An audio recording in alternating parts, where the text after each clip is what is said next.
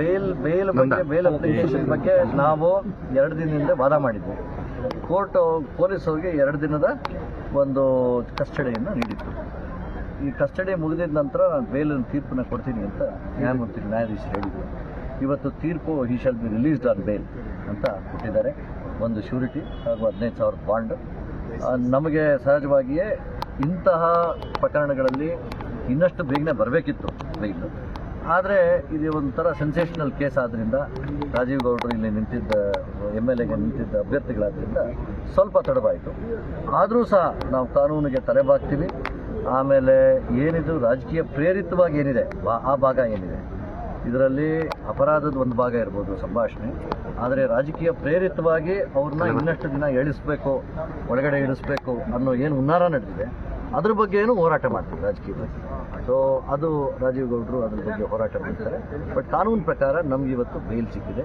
ಇನ್ನು ಮುಂದೆ ಸಾಕ್ಷ್ಯಾಧಾರಗಳನ್ನು ಆಧಾರದ ಮೇಲೆ ನಾವು ನಮ್ಮನ್ನು ಡಿಫೆಂಡ್ ಮಾಡ್ತೀವಿ.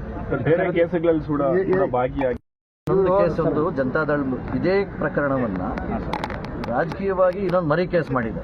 ಒಂದು ಕೇಸ್ನ 2 ಕೇಸು 3 ಕೇಸ್ ಮಾಡೋದು ಇವೆಲ್ಲ ರಾಜಕೀಯ ಹುನ್ನಾರ. ಅದನ್ನು ಇದರಲ್ಲೇ ಸೇರಿಸ್ಕೊಬೋದು. ಜನತಾದಳ ಅವ್ರ ಮೇಲೆ ಏನೋ ಹೇಳಿದ್ದಾರೆ ಅಂತ ಜನತಾದಳ ವೈಸ್ ಪ್ರೆಸಿಡೆಂಟ್ ಒಂದು ಕೇಸ್ ಹಾಕಿದೆ. ಅದನ್ನು ಈ ಕೇಸ್ನಲ್ಲಿ ಸೇರಿಸಿ ಒಂದೇ ಕೇಸ್ ಮಾಡ್ಬೋದು. ಇಲ್ಲ ಇವ್ರ ಮೇಲೆ 2 ಕೇಸ್ ಹಾಕಬೇಕು ಅಂತ ಅವರೊಂದು ಹುನ್ನಾರವನ್ನು ಇಟ್ಕೊಂಡು ಮಾಡಿದ್ದಾರೆ. ಆದ್ದರಿಂದ ಅದ್ರ ಬಗ್ಗೆ ಅವ್ರು ಏನು ಇವತ್ತು ರಿಮ್ಯಾಂಡ್ ಕೇಳಿಲ್ಲ ಅಥವಾ ಇದು ಕೇಳಿಲ್ಲ, ಒಳಗಡೆ ಕಳಿಸ್ಬೇಕು ಅಂತ ಏನು ಕೇಳಿಲ್ಲ. ಆದ್ದರಿಂದ ಆ ವಿಷಯ ಇವಾಗ ಪ್ರಸ್ತಾಪ ಬರಲ್ಲ ಅಂತ. ಮುಂದೆ ಯಾವ ರೀತಿ ಇರುತ್ತೆ ಸರ್? ಮಾಡೋಣ, ಫೈಟ್ ಮಾಡೋಣ. ಬೇಗ ಬಂದ್ಬಿಡ್ಲಿ. ನಾವಿಲ್ಲೇ ಇದ್ರೆ ಯಾವುದೋ ಬೇರೆ ಒತ್ತಡದಿಂದ ಮಾಡಿದ್ದಾರೆ ಪೊಲೀಸ್ನವರು ಅಂತಕ್ಕಂಥದ್ದನ್ನು ಮೇಲ್ನೋಟಕ್ಕೆ ಕಾಣಿಸುತ್ತೆ.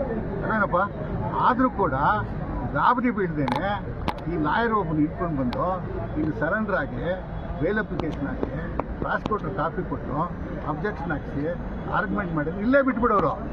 ಹೇಳಿದ್ದೀನಿ ನಿಮಗೆ, ಇಷ್ಟೆಲ್ಲ ನಿಮ್ಮ ಕಷ್ಟನೇ ಇರ್ತಾ ಇರಲಿಲ್ಲ. ಮೀಡಿಯಾದವ್ರು ಇದ್ದಾರಲ್ಲ ತುಂಬ ಅಯ್ಯೋ ಫಲ ತುಂಬ ಕಷ್ಟ ಬಿದ್ದಿದ್ದಾರೆ. ಅದರಿಂದ ನಿಮ್ಮ ಕಷ್ಟಕ್ಕೆ ಧನ್ಯವಾದಗಳನ್ನ ಆವಾಗಲೇ ಹೇಳ್ಬಿಟ್ಟಿದ್ದೀನಿ. ಈಗ ನಮ್ಮ ವಿವೇಕ್ ಅವ್ರು ಹೇಳ್ತಾರೆ.